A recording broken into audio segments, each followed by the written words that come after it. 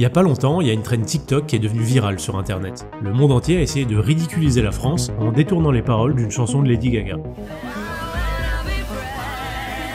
Les Américains, les Espagnols, les Belges, tout le monde saute sur la tendance. C'est assez bon enfant et on pourrait même se dire que les Français vont suivre le mouvement. Après tout, critiquer la France, c'est un sport national. On râle sur le gouvernement, sur le prix du pain, sur la météo, sur les autres gens qui râlent. Bref, on rate jamais une occasion. Donc cette mode TikTok, ça a l'air parfait pour en rajouter une couche et rigoler avec tout le monde. Sauf que c'est pas du tout ce qui s'est passé.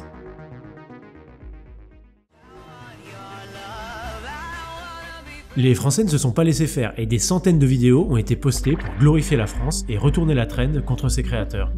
Alors on a tendance à croire que le patriotisme c'est un truc de l'ancien temps, que c'est ringard, voire carrément dangereux. Bon, c'est vrai qu'on a des raisons de se méfier des dérives nationalistes, on va dire que ça a pas toujours été une réussite. C'est marrant que c'est toujours les nazis qui ont le mauvais rôle. Mais à force, on finit par enterrer toute forme de fierté nationale sous des couches de cynisme, d'ironie et même parfois de honte et de culpabilité. Pourtant, il suffit de petits événements, comme cette tendance moqueuse sur TikTok, pour que quelque chose ressurgisse, comme un réflexe involontaire. C'est là qu'on se rend compte qu'au fond, les Français aiment leur pays. Et plus important que ça, qu'on n'est pas du genre à se laisser dicter quoi penser. Je crois même que c'est une des raisons qui explique qu'on fascine à ce point le monde entier. Mais vous inquiétez pas, on va en explorer d'autres dans cette vidéo, et je vais vous montrer que cette tendance est bien plus intéressante qu'une simple recherche de buzz sur les réseaux.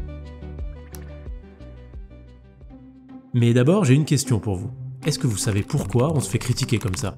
Et oui, cette trend TikTok, elle sort pas de nulle part. En fait, depuis longtemps, la France c'est une cible classique des moqueries sur internet. Et ce détournement de Lady Gaga, c'est juste le dernier épisode d'une vieille série. Le French bashing, comme certains l'appellent, ça fait un moment que ça existe. Si vous avez déjà voyagé un peu, vous l'avez sûrement ressenti. À l'étranger, l'image des Français, c'est pas toujours la meilleure. On nous décrit comme arrogants, froids et malpolis. On parle mal anglais, on vole des vélos, on est fainéant. Enfin bref, parfois c'est dit en rigolant, mais souvent pas tant que ça.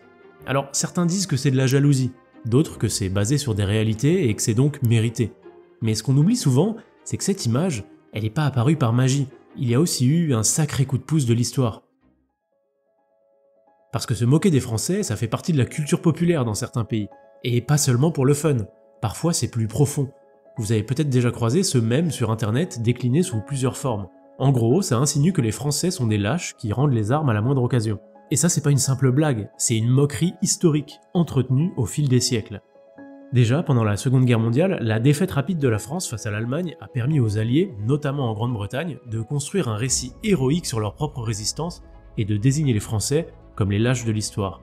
Et ce stéréotype, il se renforce au fil du temps, avec la décolonisation, la guerre d'Algérie, l'Indochine, jusqu'à ce qu'on imprime dans l'esprit collectif que la France est une nation romantique, mais faible. Un pays de poètes et de croissants, mais pas de courage. Et le vrai tournant, il vient en 2003, au moment de la guerre en Irak. À l'époque, Jacques Chirac s'oppose à l'intervention américaine. Et ça, pour l'administration Bush, c'est inacceptable. Du jour au lendemain, une campagne de dénigrement massive se met en place. Les French fries sont surnommés les Freedom Fries. Des bouteilles de vin français sont versées dans les égouts. Des pancartes dans les manifs pour la guerre affichent des slogans anti-France. Mais c'est pas juste de l'humour, c'est une vraie stratégie, un plan de diabolisation pour stigmatiser la contestation intérieure. En gros, être contre la guerre, c'est être du côté des lâches, du côté des Français, donc contre l'Amérique. Le terme de surrender monkeys des Simpsons est recyclé de partout, et tous les vieux stéréotypes contre les Français tournent en boucle à la télé, dans les sketchs et dans les médias. Et tout ça, ça laisse des traces. Avant cette campagne, seulement 20% des Américains avaient une opinion défavorable de la France. Un an plus tard, ils sont 64%. Cette image, elle va se mondialiser, ça devient une blague universelle. Donc quand une trend TikTok cherche un pays à tourner en ridicule, la France, c'est la cible idéale. Bon, la plupart du temps, il faut bien le dire, on s'en fout. On réagit en ne réagissant pas. Mais parfois, il y a une sorte de sursaut collectif, comme un vieux muscle national qu'on croyait atrophié et qui se réveille d'un coup.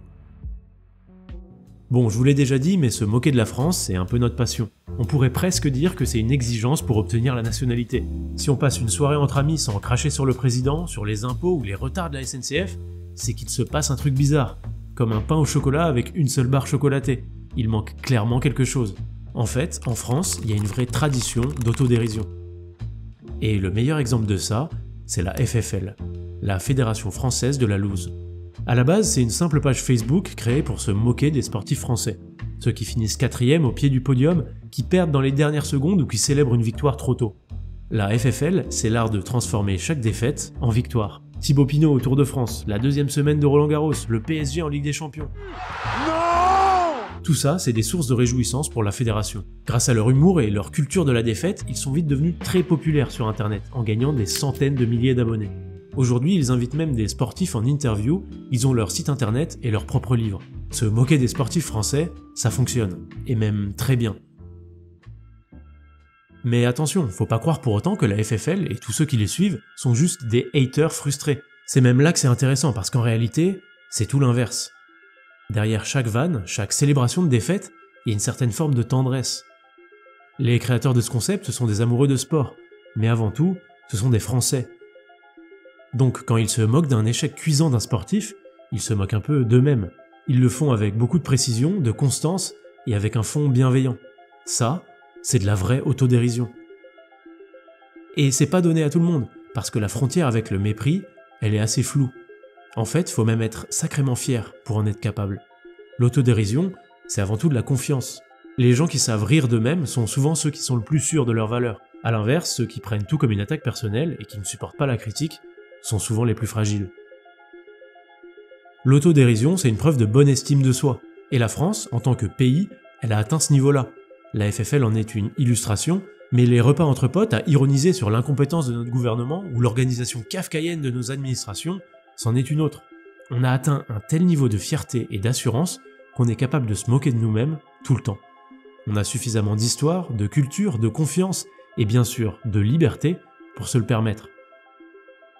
Alors on pourrait se dire que cette capacité d'autodérision nous rend imperméables aux critiques. C'est pas une petite trend TikTok qui va nous faire sourciller, on va rigoler comme d'hab. Eh bah non. Les réactions ont été surprenantes, presque épidermiques et surtout très chauvines. Les Français ont fait des montages qui mettent en avant notre système de santé, notre gastronomie, nos monuments, nos paysages. Les vidéos font des millions de vues et explosent les scores de la trend originale. Tout le monde prend ça très à cœur. En fait, la moquerie semble cesser quand elle vient de l'extérieur. Et ça, c'est parce qu'il y a une seule personne qui a le droit de critiquer la France, c'est un Français.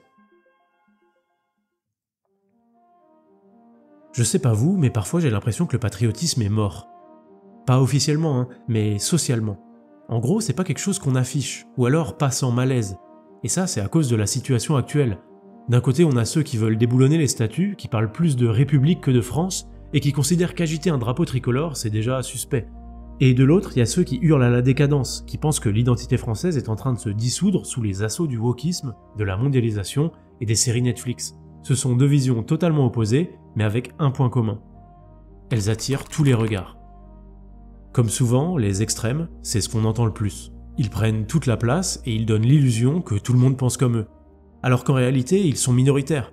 Entre les deux, il y a une autre catégorie qu'on entend beaucoup moins, c'est la fameuse majorité silencieuse.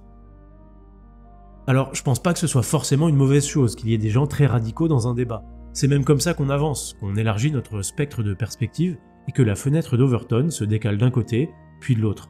On remet en question des évidences et on explore de nouvelles idées qui nous paraissaient jusqu'alors impensables. La plupart sont bonnes à jeter, mais certaines peuvent faire évoluer les choses dans le bon sens. Le problème, c'est quand ces voix minoritaires font peser une pression morale sur tout le monde. La majorité silencieuse n'a pas envie de se retrouver cataloguée comme nationaliste ou wokiste. Alors elle se tait. Du coup, on se retrouve avec une vision complètement biaisée de ce que pense une population. Une majorité qui aime son pays, mais qui ose plus trop le dire, pas par honte, mais par prudence. Parce que le nœud du problème, il est là, le mot patriotisme est devenu piégé. Dire qu'on aime son pays de nos jours, c'est quasiment faire une prise de position politique. Et ce climat-là, il sort pas de nulle part, il vient aussi de notre manière d'apprendre, et donc d'enseigner l'histoire. Aujourd'hui, on a tendance à aborder le passé français presque exclusivement sous l'angle de la faute. La colonisation, la collaboration, les inégalités, les mauvaises politiques, tout ça c'est important pour ne pas reproduire nos erreurs. Mais le problème c'est que l'enseignement contemporain est très axé sur la repentance et la déconstruction. Et à force de ne parler que de ce qu'on a mal fait, on finit par oublier ce qu'on a construit. Le résultat c'est que beaucoup de Français connaissent mieux les crimes de leur pays que ses grandes réussites.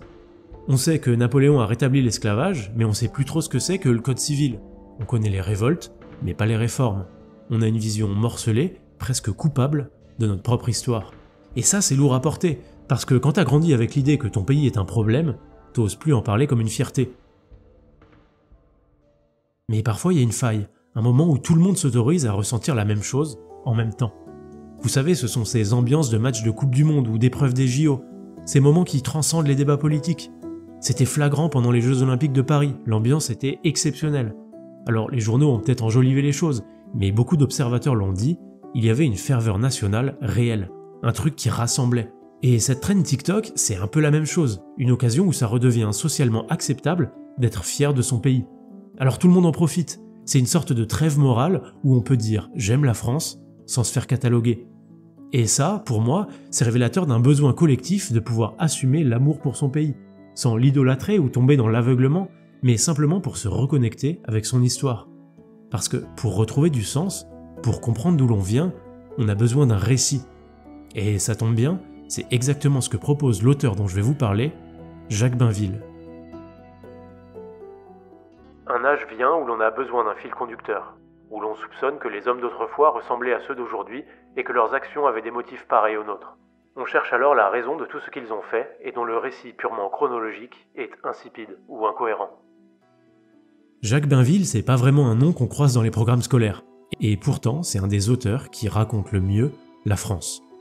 Alors ok, c'est pas un historien de formation. Son histoire de France, c'est pas un pavé académique rempli de notes de bas de page avec des dizaines de sources et des interventions d'experts. Pas du tout en fait. Ce livre, il a rien d'un cours magistral.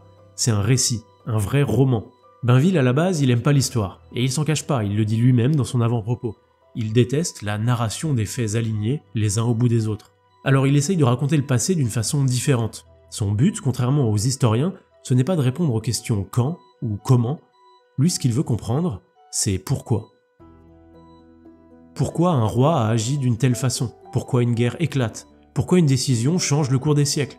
Et surtout, pourquoi la France est ce qu'elle est? Bainville ne prétend pas être neutre, c'est un passionné, un écrivain engagé avec des idéaux très marqués. Et c'est justement ça qui pourrait inquiéter. Il est nationaliste, royaliste, conservateur, et il a milité à l'Action française. Ses idées sont connues, assumées, et parfois radicales.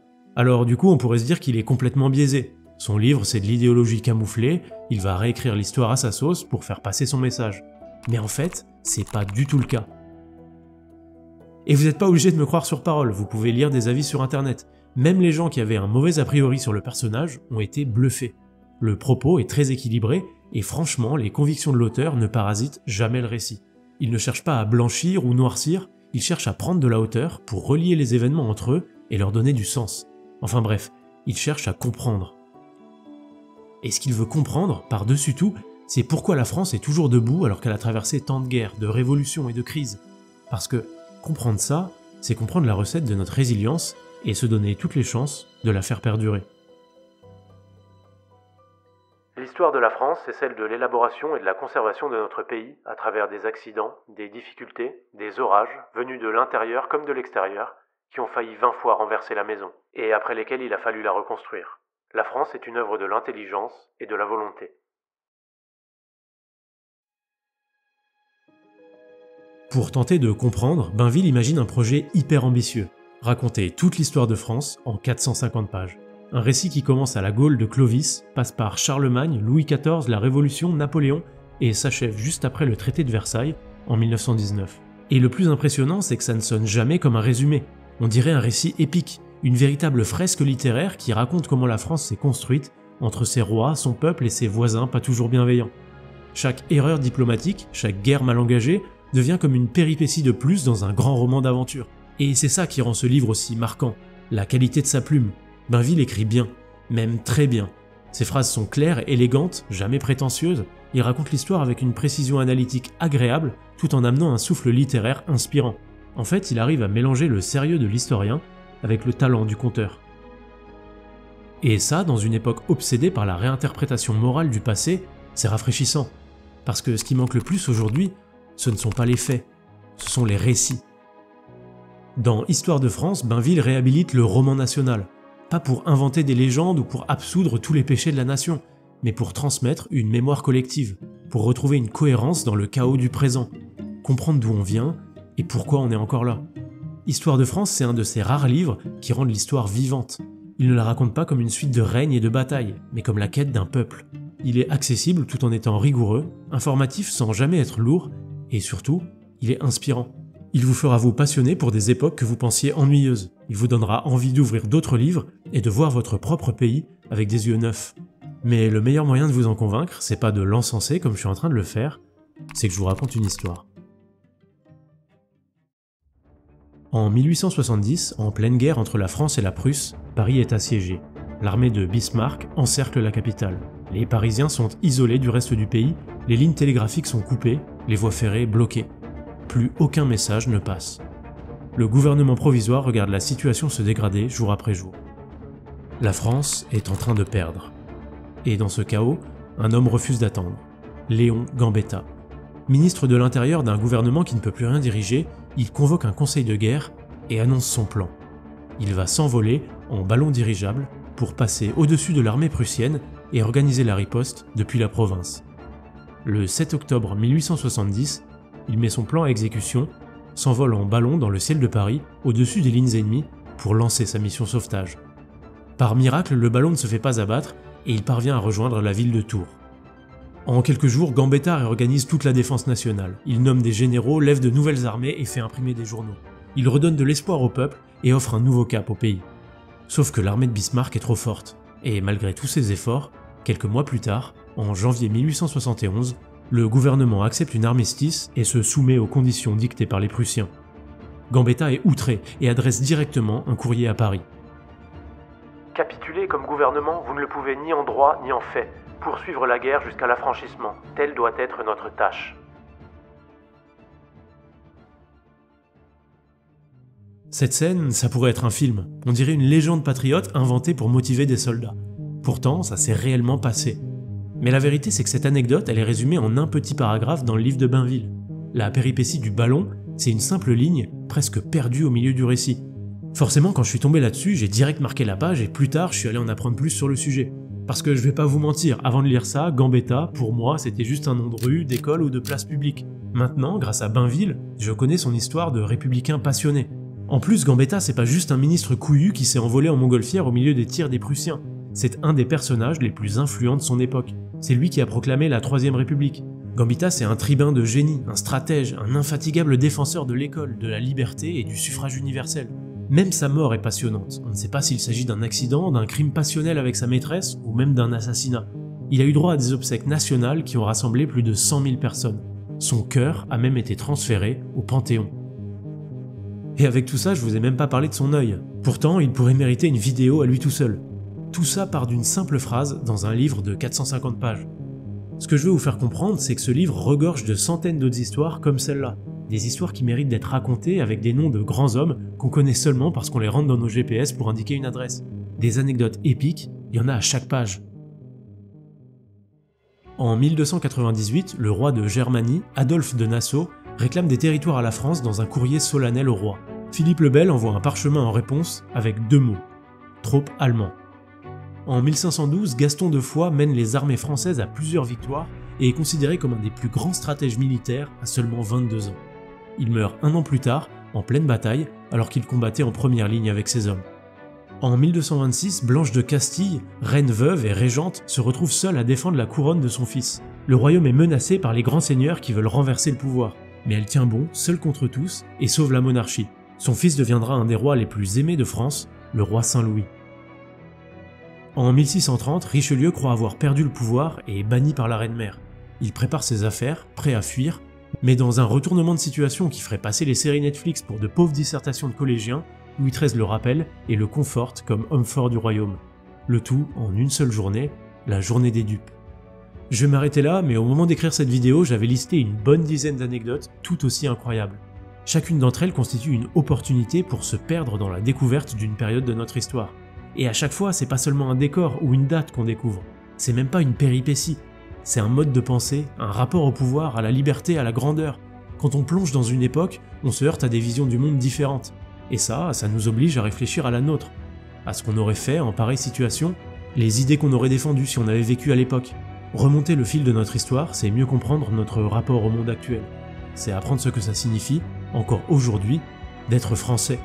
C'est en apprendre un peu plus sur nous-mêmes. Parce que toutes ces anecdotes ne sont que des fragments, des petites pièces qui, une fois assemblées, composent un des plus grands romans de l'humanité, l'histoire de France.